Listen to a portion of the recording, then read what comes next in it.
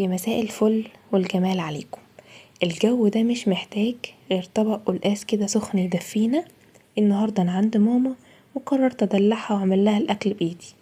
هنعمل غدوه مصريه اصيله، قلقاس بالسلق على طريقتي وشويه رز حبه وحبه كده مفلفلين. اكله سهله وسريعه ومش هتاخد منك وقت كبير. تعالوا نشوف السر في الطشه من قلب مطبخ ست الكل. معايا هنا كده قلقاستين حجم وسط، ولا كبيرة ولا صغيرة. هنقشرهم كويس، وبعد ما نقشرهم هنمسحهم بمنديل او بفوطة قطن. يا جماعة احنا متفقين ان القلقاس ما بيتغسلش. في ناس بتغسله بس انا بصراحة برشح ان هو ما يتغسلش.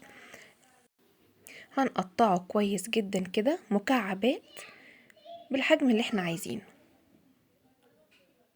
بس خلي بالكم وانتوا بتقطعوا القلقاس لازم تبقى السكينة حامية شوية علشان ما يتهريش منكم. هنا انا هقطع الكمية كلها. انا عايزة القلقاس يبقى بالحجم ده، ولا كبير ولا صغير. ده اللي هيخلي القلقاس زبدة. قولولي بقى، انتوا من الناس برضو اللي كنتوا ما بتحبوش القلقاس وانتوا صغيرين وحبيتوها على كبر زيي؟ قولولي برضو ايه الاكلات اللي ما كنتوش بتاكلوها ولا بتحبوها وانتوا صغيرين بس حبيتوها على كبر. اكتبولي في الكومنتات ونشوف احنا كلنا متفقين على اكلة واحدة ولا مختلفين مع بعض. هنا بقى انا هخلص كل الكمية بتاعتي. زي ما قلت لكم انا معايا قلقاستين حجم الوسط، ولا كبيرة ولا صغيرة.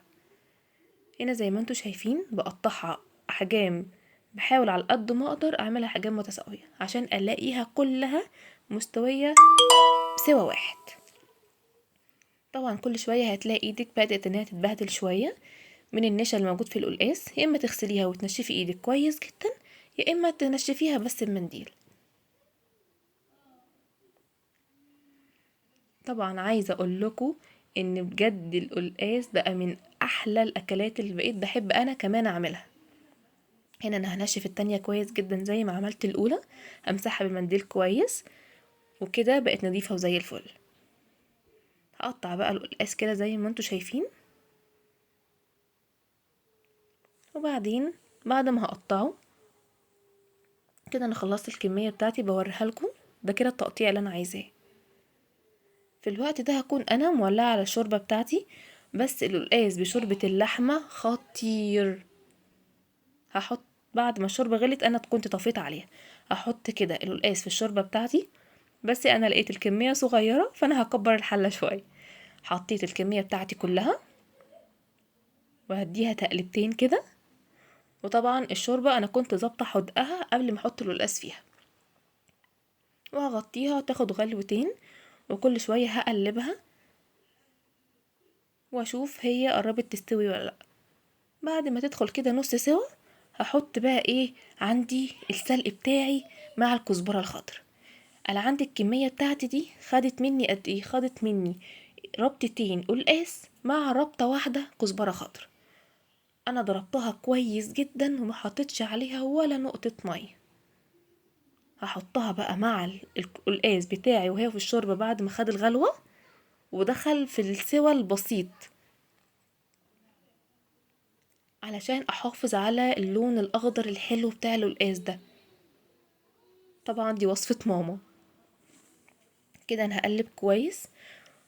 ده هنا انا كنت صفيت معلقتين بالظبط من القلقاس مع الكزبرة، صفيتهم كده كويس جدا وحطيتهم على جنب. هقول لكم هنعمل بيهم ايه دلوقتي. هقلب كده تقلبتين حلوين قوي، وهزود بقى الملح واظبط الحدق بتاعه. هحتاج بس في الاضافات ملح وكمون. وحطيت هنا شوية مرقة لحمة علشان انا كنت زودت مية على القلقاس. لو هتزودي مية لازم تزودي مية مغلية. شفتوا اللون هنا عامل ازاي؟ خطير بجد والريحة خطيرة. هغطي عليها وبعد ما تغلي هوطي اسيبه يستوي براحته. بس كل شوية كده هفضل اقلب عليه كده تقلبتين وغطيتين. هنا انا بوريكم اللون بجد التحفة. هنا كده بعد ما سبته يستوي هنعمل تيست كده بسيط. طبعا انا ما قدرتش اقاوم الريحة وقلت لازم ادوقه. انا عايزة السوا ده ولا مهري قوي ولا بيقرش معايا. ده السوا كده المظبوط. يلا بقى، انا هنا كنت عملت رز حبة وحبة، بس الكاميرا كانت فصلت معايا. هبقى اعمله معاكم تاني في فيديو تاني. هنا انا بعد هفضل اقلب كده في الرز شوية حلوين لحد ما الرزاية تتغلف بالزيت، والرز يا جماعة بيحب الزيت. احط المية المغلية واسيب الرز، وبعشق احط الرز تحته الشياطة، حرفيا بتسوي الرز بطريقة خطيرة، ولا بيعجن معايا ولا بيلزق في الحلة، وبتخلي الرزاية مفلفلة كده وجميلة. هنا انا هوريكم شكل الرز المفلفل، وبجد ريحته تحفة جايبة لاخر الشارع. كده انا خلصت الرز بتاعي، وطبعا لازم ادوق كده اشوف الحوض مظبوط ولا لا. نعمل بقى الطشة بتاعتنا الجميلة. هنحط كده نص معلقة سمنة او زبدة، وهحط الثوم بتاعي. انا حطيت معلقة ثوم صغيرة، طبعا الثوم ده حسب الرغبة. هقلب كويس جدا كده الثوم، لكن انا هحتاج برضو شوية زيت، يعني هنحط شوية سمنة وشوية زيت. هنا رجعت احط ثوم تاني عشان انا افتكرت الكمية انا عاملة كمية كبيرة. فانا كده حطيت شوية سمنة، وحطيت معلقة كبيرة من الثوم المفروم. هفضل اقلب كويس جدا لحد ما الاقي الثوم بدأ ان هو يبقى شكله مذهب معايا. هحط بقى ايه المعلقتين اللي انا كنت مصفياهم على جنب، ده اللي هيخلي طعم القلقاس في حتة تانية.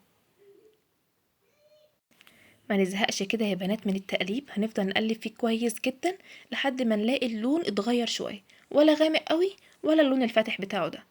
هنا انا حطيت شوية زيت تاني عشان لقيت ان هو بدأ ينشف معايا شوية، وحطيت بقى في الاخر شوية كزبرة ناشفة كده، وهنفضل نقلب تاني كويس جدا لحد ما هنوصل للون اللي انا عايزاه. هنفضل نقلب نقلب تاني كده، احنا خلاص قربنا نوصل للون اللي احنا عايزينه. انا هوريكم هنا دلوقتي اللون اللي انا عايزه اوصل له عامل ازاي، وعلى طول هننزل بيه في القلقاس اللي احنا عاملينه. يعني احنا كده وصلنا اللون اللي احنا عايزينه. هنجيب كده معلقتين من القلقاس نحطهم في الطاسة عشان كده نسمع صوت الطشة الخطير، ونحطه على القلقاس. هنقلب تقلبتين وكده خلاص القلقاس بقى جاهز معانا. مش عايزة اقول لكم يا بنات الريحة رهيبة.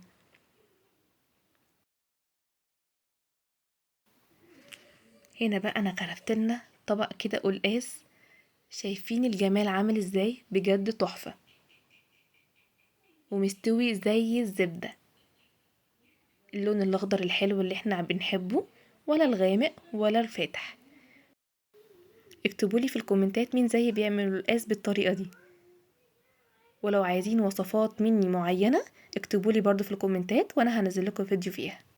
اهم حاجة ما تنسوش اللايك والسبسكرايب عشان انزل لكم وصفات اكتر واكتر.